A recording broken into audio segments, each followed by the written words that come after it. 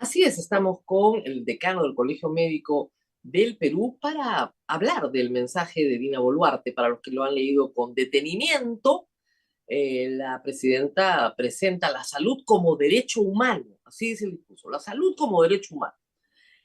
En la página 19 al inicio nos dice todo lo que han hecho y en la página 60, hacia el final, dice todo lo que van a hacer. Pero antes de entrar a eso, vamos a hablar de un tema que no estuvo en el discurso. Y es un tema que preocupa a todos los estudiantes de medicina, pero a todos los pacientes también, sobre todo el ámbito rural. Doctor, gracias por estar con nosotros. Muchas gracias a ti, Rosa María. Muy bien, Efectivamente, empecemos por el SERUMS. Ayer se ha publicado justamente un decreto supremo con los lineamientos para una comisión de trabajo que van a discutir cómo le quitan a las facultades de medicina el examen que se ha tomado, el examen nacional durante casi 20 años, para administrarse por el Ministerio de Salud. Felizmente, este año ya se dio el ministro de Salud y no va a cambiar el sistema, pero lo que viene puede ser nefasto. Cuéntenos, por favor, cuáles son las preocupaciones del Colegio Médico. bueno, en primer lugar, la aprobación del decreto supremo como tal, ¿no? A escasas semanas de este concurso, que eh, además de la importancia que tiene el SERUMS como tal, es uno de los pocos procesos en los cuales hay una meritocracia basada justamente en una evaluación independiente del sector, que dicho sea de paso tiene más de 20 años de consolidación técnica y que, digamos, de un plumazo la han debilitado enormemente, porque una evaluación tiene éxito en la medida que tenga repercusiones, ¿no? En la medida que tenga unas consecuencias. Como consecuencia de mi nota ocurre algo, entonces la gente se prepara. Y uno de los principales efectos del resultado de este examen nacional, no solo para medicina, claro, en medicina empezó y es el que tiene más experiencia, pero también de otras profesiones de la salud. En base a este resultado se elegía la plaza a la cual uno adjudica y durante un año sirve a una población Claro, altamente primero, vulnerable. a ver, para que se entienda bien, el examen era administrado por facultades de medicina, Sí, no por el Ministerio de Salud, y eso le daba independencia al examen. así Dos, es. el examen te daba primero primero tenías que pasar. Si no lo pasabas, tenías que regresar el siguiente año. Pero si lo pasabas, te daba un puesto. Y ese puesto te permitía, ¿no es cierto?, postular a una ubicación, dependiendo del mérito que habías logrado. Había una consecuencia con tu puesto. Tu puesto te permitía decir, bueno, yo quiero ir acá, yo quiero ir allá. Esa era la lógica. El alumno que tenía la mejor nota tenía la posibilidad de escoger a dónde quería servir su alumno. Ya, Así es. eso lo quiere cambiar el Ministerio de Salud. ¿Para Eso hacer ya es un qué? proceso, ¿no? Hacia una evaluación a cargo del mismo Ministerio de Salud, en la cual había muy poca información. Ahora, hace horas, en realidad se acaba de aprobar lineamientos que no terminan de describir los aspectos operativos y darle la seguridad necesaria a los postulantes para que puedan presentarse y seleccionar con transparencia y en base a la meritocracia una plaza. De hecho, lo más saltante de estos lineamientos es que, si bien es cierto, han mencionado de que va a valer el examen nacional, en realidad esto es engañoso, porque si vale el examen nacional, pero además puedes dar el examen del Ministerio de Salud, y por Te van a haber supuesto, dos exámenes. claro, entonces muchos de los postulantes van a dar ese examen y al final prácticamente todos se van a ver obligados a dar ese examen del ministerio, habida cuenta que te está dando la opción de poder elegir con qué nota te quedas. Y ¡Ah, estamos qué hablando, rico! y estamos hablando de dos estándares completamente diferentes. De hecho, eso reconocido por el mismo Ministerio de Salud, porque dentro de los cuestionamientos que ellos mismos esgrimen al Examen Nacional de Medicina, es que esta es una evaluación académica que no está, digamos, sintonizando con las necesidades del primer nivel de atención, lo cual también es, digamos, Dis- cuestionable, en realidad, Discutible. Claro, Sí, porque discutible, podría el discutible. ministerio sentarse con los evaluadores y decirles, miren, necesito un médico de este perfil. Entonces, evalúenme estas competencias. Podría Por hacerlo sin supuesto. ningún inconveniente, ¿no? Porque la verdad es que Dicho sea de necesitamos gente. paso, claro, a pesar de la aprobación del decreto supremo, viendo siempre positivamente la forma crítica, pero propositiva, porque tenemos en medio de este conflicto, digamos, a población que va a ser atendida, que necesita atención, y a miles de postulantes que merecen respeto, ¿no? Y Ahora, doctor, además, el sí, problema parece haber sido político, lamentablemente para los alumnos.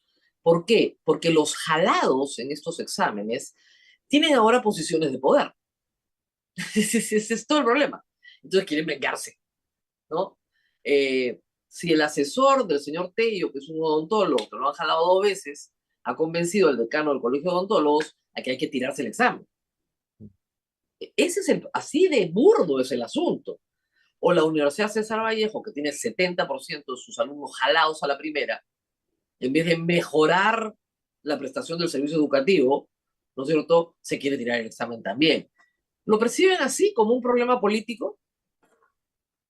sí, efectivamente, ¿no? La politización de un proceso que requiere características técnicas específicas, especiales y sobre todo, digamos, transparencia, es no solamente lamentable, sino es muy preocupante tanto para esta promoción que va a postular como para todo el sistema universitario. No es algo aislado.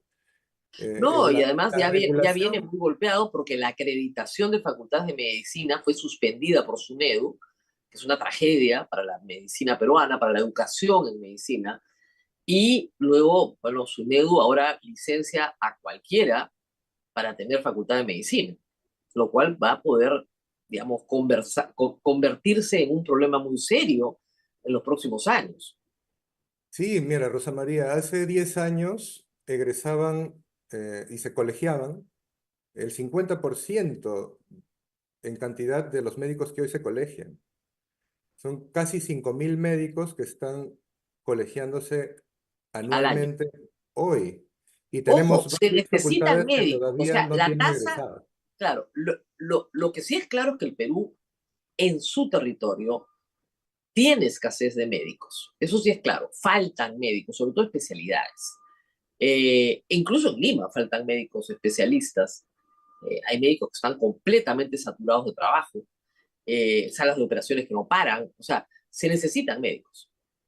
Pero, Sí, pero es importante hacer una precisión, ¿no? Por un lado, es la necesidad de que hayan plazas de trabajo, porque médicos hay, y hay muchos médicos emigrando del país por falta de oportunidades también. bien, Y también es importante, más allá de controlar el número, es la calidad. Pero la calidad está asociada con el número también y sobre todo en carreras como la medicina, porque el campo clínico, los hospitales, los centros de salud, que tengan condiciones, ¿no? de infraestructura, equipamiento y sobre todo docentes, no es ilimitada. Y por lo tanto es importante dentro de las columnas de un sistema de regulación de la calidad universitaria, específicamente para medicina, uno de los pilares es la regulación de los campos clínicos, que actualmente en nuestro país está completamente fuera de control. claro, si yo no tengo dónde practicar medicina mientras estudio, porque no hay plazas en los hospitales para todos los estudiantes, ¿dónde voy a estudiar? Y Así ese es. es el problema, es uno de los problemas más críticos. No es que no se necesiten médicos, sí se necesitan, pero el Estado tiene que abrir las plazas. Y ahí vamos al discurso de Dina Boluarte. Yo la escuché, mire, yo no sé, pero nos va fantástico en salud, ¿eh? Fantástico. Hospitales entregados, equipamiento, vacunación, medicinas. No sé por qué la gente se queja después de escuchar a Dina Boluarte. No sé si usted tuvo la misma sensación. Qué bien nos va. Sí, bueno, yo coincido contigo, he podido escuchar algunos de los comentarios tuyos y son muy precisos, porque no solamente ha ocurrido en otros sectores, sino específicamente en salud. El mencionar números absolutos no es decir nada. Yo digo que Así, que he hecho 2 millones de procedimientos. En realidad no estoy diciendo mucho, ¿no? no. Y es más, yendo más allá, cuando se ha referido al equipamiento, o sea, hablar de 18 ecógrafos, 3 resonadores, ¿qué significa para un mensaje presidencial? No significa absolutamente nada. Pero ahora, aterrizando un poco más, en el mismo Hospital Cayetano Heredia, por ejemplo, en la última información que nosotros pudimos averiguar mientras escuchábamos a la señora presidenta, el resonador que ella misma anunció aún no está operando, a pesar de que ella ha anunciado de que ya está implementado, ¿no? Entonces, O ahí, sea, el problema del discurso contrastado con la realidad ha sido para mucha gente un insulto. Pero además hay otro problema, la cocina de cifras. Y es el caso del dengue. En el caso del dengue, la señora presidenta se mandó una cocinada de cifras que no es que sean falsas, sino que son medias verdades. O sea, así lo que es, ella dice es que el incremento del dengue este año no ha sido tan malo como en Brasil. Nos ha ido mejor. Pero claro, no está reportando las cifras del 2023, donde batimos todos los récords mundiales en la epidemia más grande de dengue que ha habido, por lo menos en la región. Entonces, ¿de qué cocina de cifras se está hablando? No sé si usted tuvo la misma sensación. Yo la escuché y decía, no, no, no, no, un momentito. Estas cifras están mal. Y al día siguiente se hizo el fact check y las cifras están mal. No reflejan lo que ha pasado con dengue en el Perú.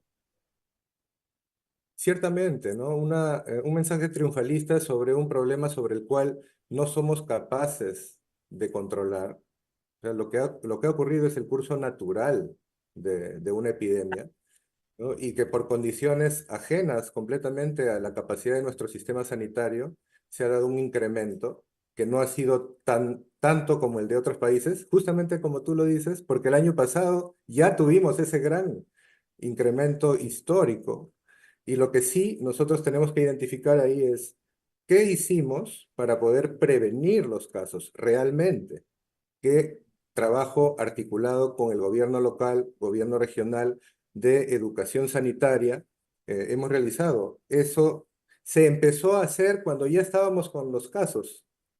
Y una de las cosas más delicadas, y viendo justamente a futuro, porque lo más importante es, bueno, qué va a pasar de aquí en adelante, es que nuestra capital, ¿no? La megápolis, que es Lima Metropolitana, ya tiene instalado el dengue permanentemente y sigue incrementándose. De hecho, este año también históricamente ya hemos batido todos los récords de Claro, lo que nos casos. Y salvó, lo el que dengue salvó a tiene Lima. la característica, claro, el dengue tiene la característica que si te da nuevamente, porque existen distintas cepas, ¿no? Si te da nuevamente es más delicado, más riesgo de complicaciones. Entonces, nuestra capacidad para atender, para adecuar nuestros servicios, es algo que se tiene que trabajar, que hasta el momento no ha funcionado en nuestro país y en las regiones justamente donde es más álgido el problema. Y bueno, también se ha referido a la vacuna, ¿no? Y cuando ha hablado de la vacuna, ha hablado de un piloto. Este piloto que se está dando en otros países, estamos atrasados. Y es importante que se implemente antes del próximo brote o Claro. de la próxima epidemia, que O es sea, lo que nos salvó, eso hay que tenerlo bien claro, es el clima. Se esperaba un invierno caliente, probablemente con post-niño, y cambió y tenemos tenido un invierno helado. Entonces el mosquito no vive en este clima tan frío en la costa.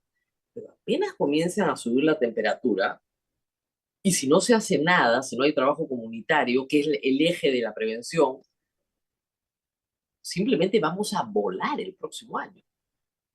Y no hay la capacidad en primera línea, que es donde tienes que estar, en postas, en primer nivel de atención, no hay la capacidad para atender a la gente. El problema en Piura estuvo completamente descontrolado. En Iquitos, mucho más controlado, porque ahí sí tienen mucha experiencia. En Loreto tienen mucha experiencia, de décadas. Lo tenían mucho mejor controlado. Y eso hacía que bajara el número de casos. Pero lo que usted dice es la pura verdad. Acá el dengue se controló porque cambió el clima. no por el gran trabajo del Ministerio de Salud. Y el clima va a cambiar en 3, 4 meses.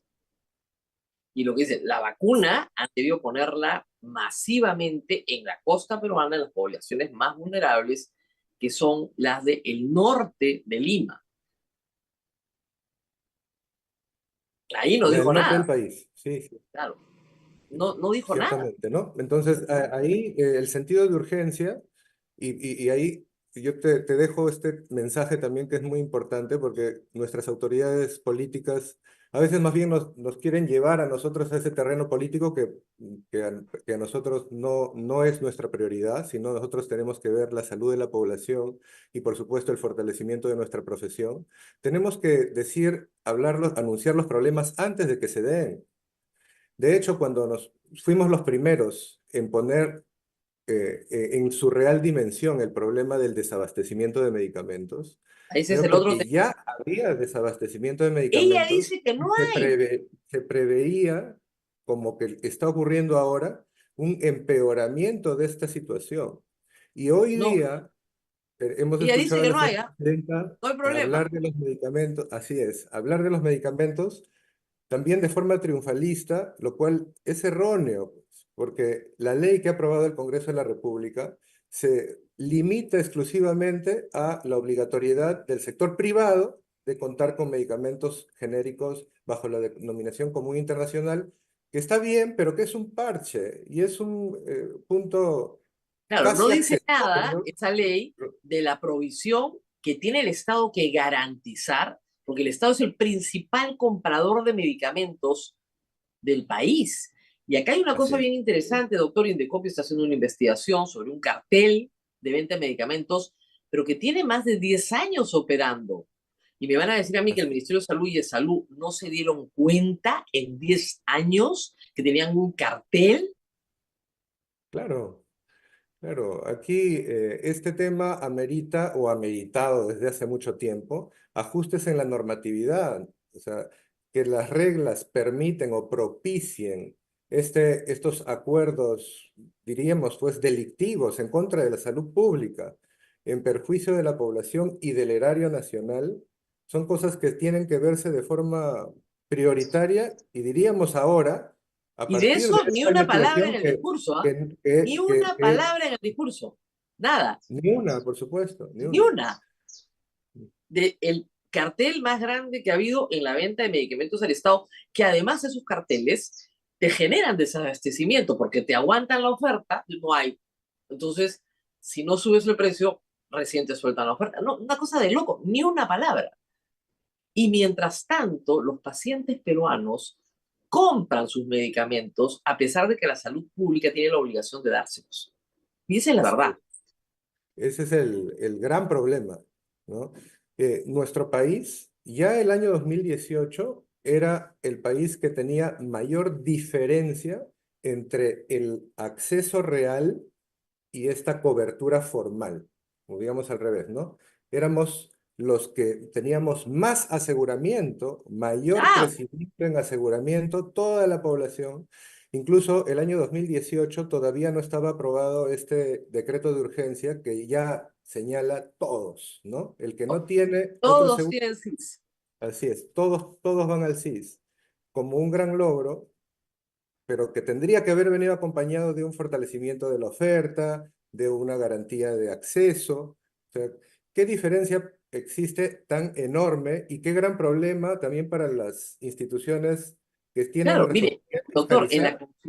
En la Constitución del Perú, la salud es de acceso universal y gratuito.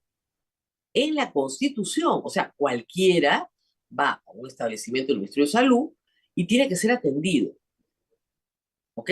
Cualquiera. Pero el Claro. problema es que tú vas al establecimiento, no hay médico, no hay enfermera, no hay equipo, no hay remedios, no hay nada. Está el Entonces, cascarón eso ahí. es lo que sí, y se ha ido profundizando, ¿no? Y así nos ha cogido la pandemia, con normas que decían que todos tienen derecho y sin haber fortalecido la capacidad de oferta, ¿no? Entonces, es un tema Y que eso no requiere, está en en el primer discurso. lugar, o sea, claro, en primer lugar es reconocer la situación en la que nos encontramos. Sí, sí, claro.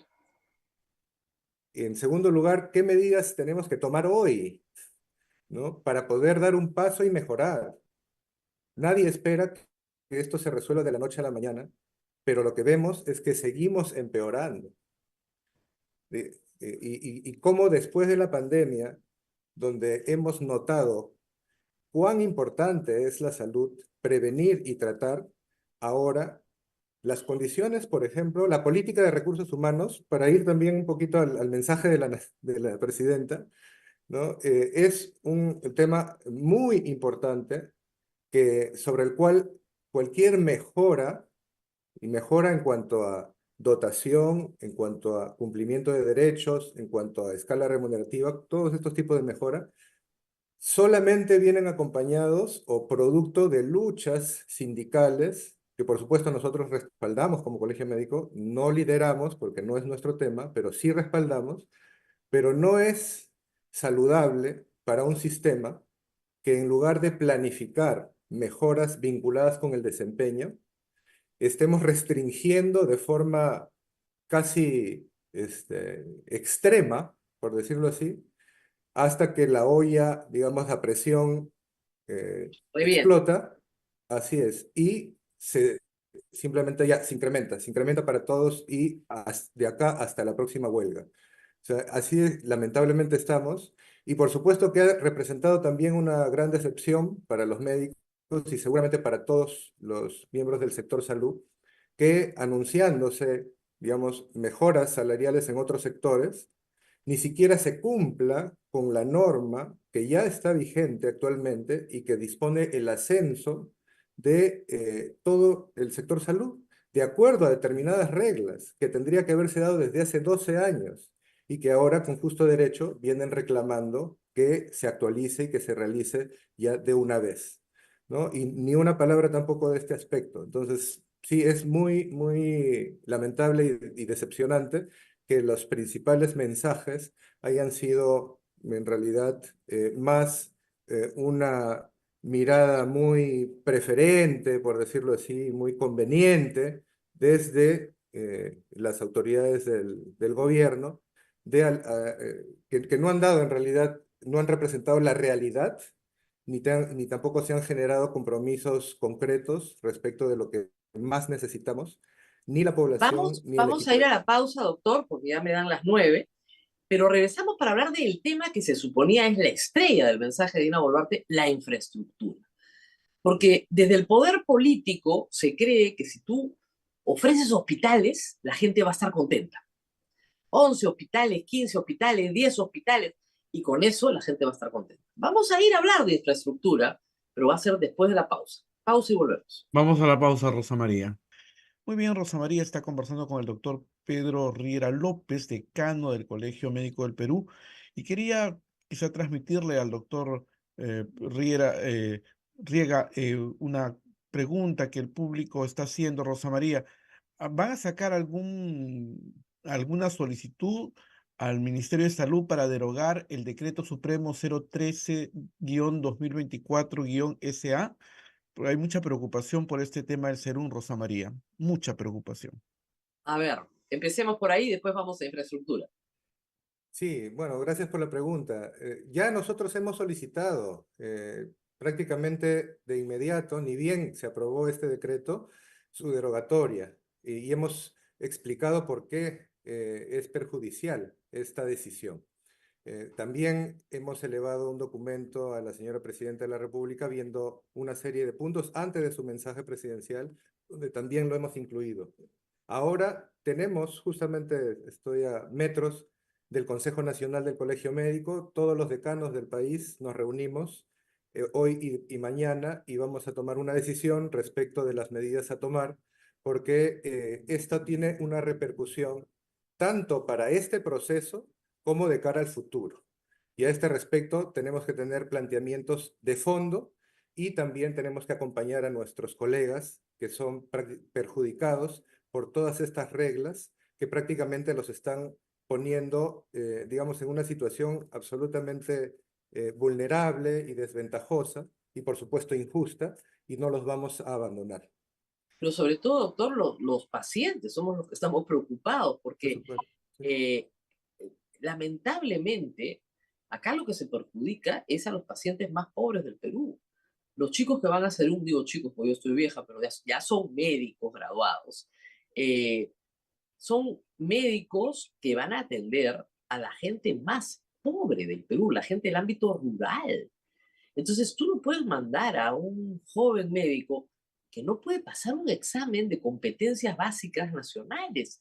Eso no está bien, es poner en peligro la vida de la gente. Hasta que no pase su examen, no puede ir. O sea, es tan simple como eso.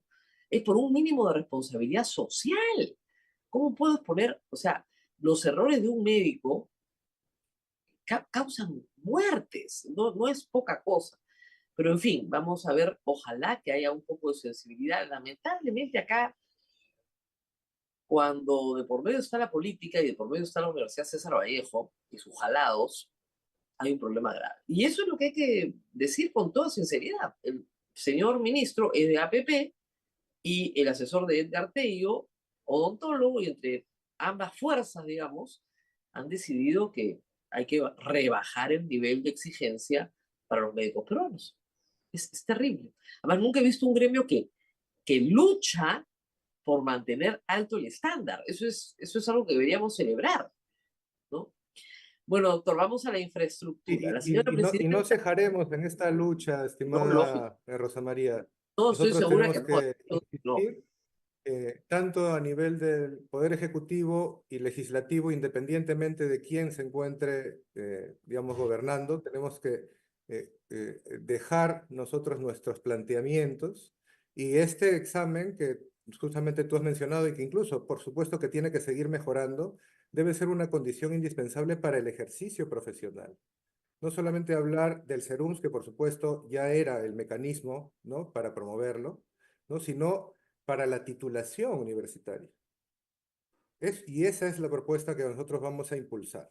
De hecho, claro. ya estamos preparando el proyecto de ley a este respecto y la opinión pública es muy importante siempre para poder Veo que usted es impulsar todo esto. un médico joven. ¿Usted le tocó dar este examen?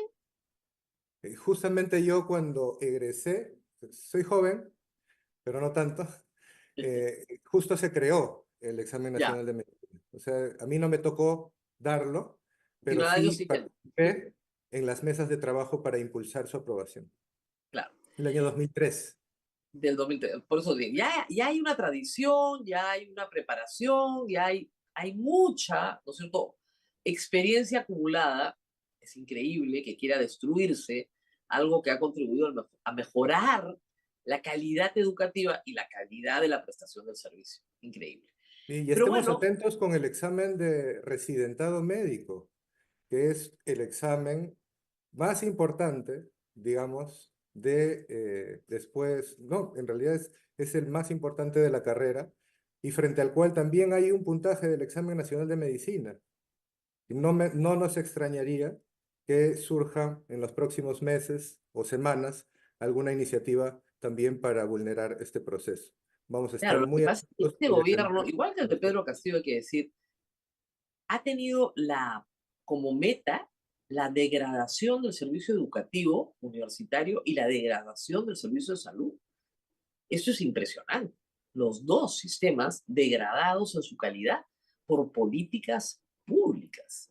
Y no nos vamos a cansar nosotros tampoco acá de decirlo.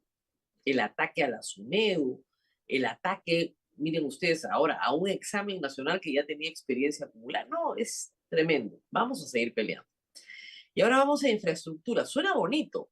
Vamos a construir 11 hospitales, 5 o 6, ya 5, 6 dijo el año pasado, ahora son 5. Hospitales de alta complejidad. Suena bien. El problema es que todos los años anuncian lo mismo, los mismos hospitales además. ¿Cómo haríamos? Bueno, esos 6 hospitales que el año pasado fueron anunciados representaron para este año un presupuesto de 71 millones de soles. A la fecha, de esos 71 millones de soles no se ha ejecutado ni el 1% este año. ¿no? Y cuando se ha hecho pues la pregunta, o sea, ¿qué es lo que está pasando? La respuesta de las autoridades del ministerio es que están viendo la parte de trámites, la parte técnica, porque todos estos proyectos entrarían bajo la lógica de gobierno a gobierno. Muy bien, a ver si los hacen, ¿no? No importa bajo qué lógica, a ver si los hacen. Pero Claro, pero efectivamente, o si se sea, ahí demoran hay un tanto en problema de hacer el capacidades que expediente, tiene que ser resuelto. ¿no? ¿Perdón? Si se demoran tanto en armar el expediente, cuando acabe este gobierno, de repente recién ya tiene visto el expediente. Entonces nos van a anunciar en el mismo hospital todos los discursos del 28 de julio.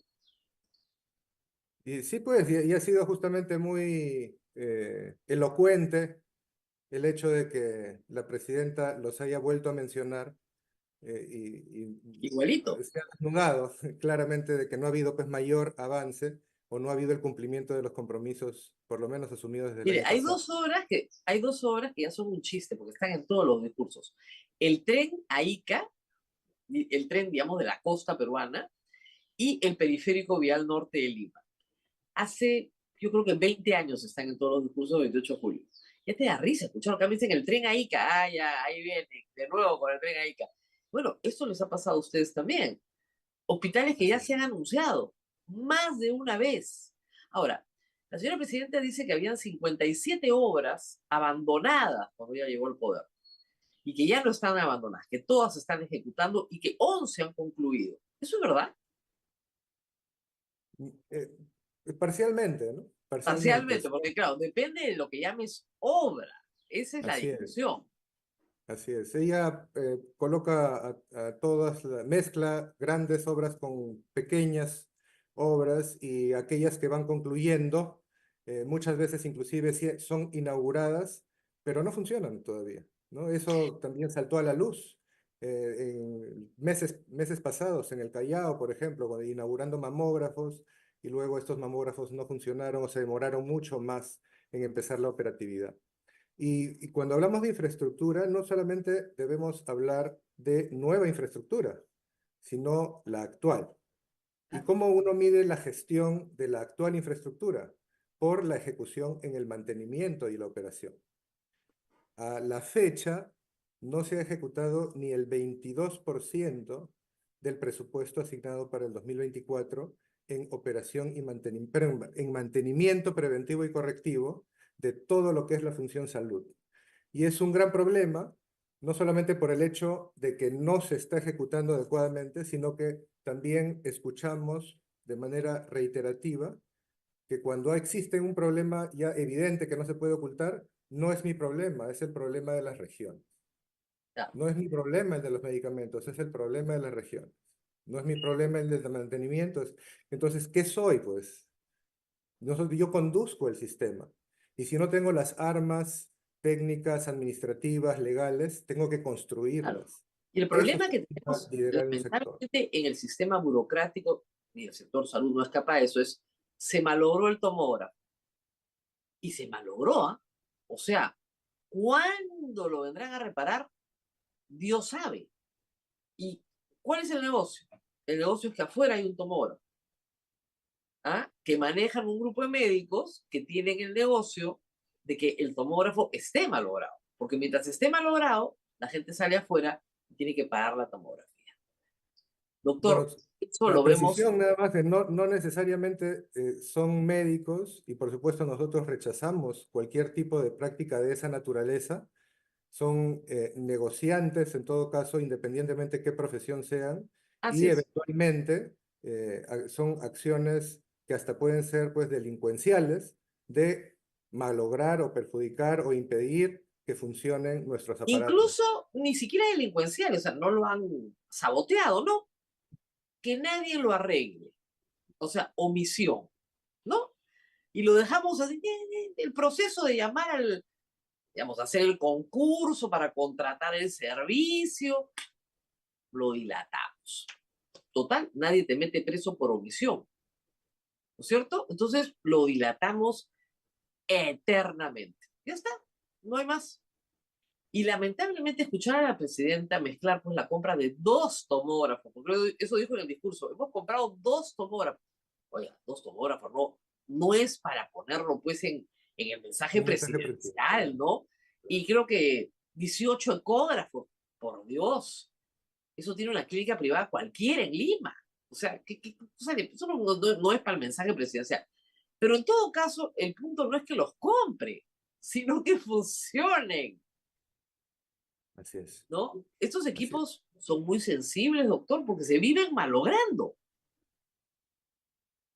Por supuesto, requieren un fortalecimiento de la gestión y ahí tenemos que ser también abiertos a estrategias que sean más eficaces, pero siempre con transparencia, ¿no? O sea, por ejemplo, las adquisiciones o las asociaciones público-privadas, la bata gris, eh, en realidad hay mucha suspicacia o mucha preocupación desde el gremio médico porque eso no quiere decir que va a funcionar mejor.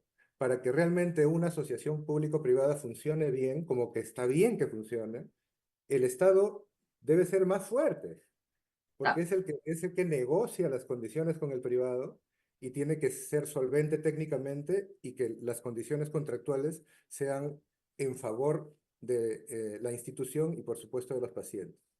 Entonces, la alternativa o la solución de privatizar en un entorno en el cual hay baja institucionalidad, tampoco es que sea pues una solución, ¿no? Necesitamos ética en la función pública, necesitamos mejores reglas y por supuesto como gremios y como orden médica, como colegios profesionales, tenemos nosotros también la responsabilidad de impulsar eso, ¿no? Y por doctor, a mí supuesto, lo que me preocupa también es que durante la pandemia, pese a todas las carencias, pese a todas las muertes, y el colegio médico tiene un gran sacrificio en esto, una gran cuota de sacrificio, está ahí en la puerta del colegio para que todos la vean, se invirtió muchísimo, no solamente en vacunar a toda la población, que fue muy importante, sino en comprar camas UCI, respiradores y en poner a punto, ¿no es cierto?, todas las plantas de oxígeno posibles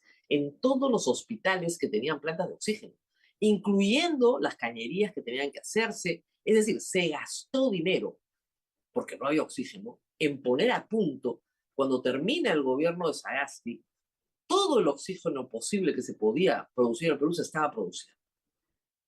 3 años después, si a esas plantas no se les da mantenimiento, si a esas plantas no se les pone al día, ¿qué va a pasar con eso? Y yo quería saber en qué estado están. Y esas camas UCI no se usan, no tienen un intensivista al lado, la cama no te sirve para nada. Todo lo que se invirtió, que fue mucho, ¿se está perdiendo? sí, ciertamente, ¿no? Luego de la pandemia o cuando ya los efectos de la letalidad de la pandemia se reducen gracias a la vacuna, esto empieza a debilitarse desde la perspectiva presupuestal y también desde la misma gestión, ¿no? Como tú bien has señalado, el ejemplo de las camas UCI es muy, muy buen ejemplo, porque para que funcione una UCI no necesitas una cama, nada más. Necesitas también al especialista. Y si eliminas todas digamos, las reglas que podían favorecer la presencia de un médico especialista donde más se lo necesita y restringes y de pronto solamente puedes incorporar al sector público a médicos especialistas por la modalidad de locación de servicios, entonces lo que vas a tener es esto, camas UCI desocupadas, equipos inoperativos o que no se van utilizando y que se van deteriorando poco a poco. Y ya lo que hemos visto pues es la punta del iceberg, ¿no? El Hospital Loaiza con todos los equipos de UCI y por ahí otro hospital, el 2 de mayo también con estos problemas, pero es un problema en realidad nacional. Claro. Tenemos que mirar a nuestras regiones, los problemas son más álgidos también ahí y tanto la inversión como la operación y mantenimiento requieren una remirada y estar sobre todo, o sea, lo que nos toca, ¿no? Las organizaciones, por supuesto, los médicos y el equipo de salud al pie del cañón o en la lucha contra las enfermedades, pero la ciudadanía haciendo uso de sus derechos para exigir justamente que el Estado cumpla con sus responsabilidades. Y además porque es plata que ya se gastó. No queremos que en 20 años, frente a otra epidemia, haya que ir a, como se hizo, a rescatar todos los respiradores abandonados en los hospitales y resucitarlos en la Universidad Católica o en la UNI para poderlos poner al servicio de la gente. O sea, ya se gastó ese dinero. Hay que mantener esos equipos, mantenerlos bien, con el personal capacitado al lado, porque enfermos hay y enfermedades también. Entonces, es una cosa desesperante, yo creo, para un país pobre, haber gastado tanto dinero en algo. Acuérdense, cuando empezó la pandemia, habían 150 camas UCI en el Perú. Cuando terminamos con más de 3.000. Entonces, en 2 años se hizo esa inversión.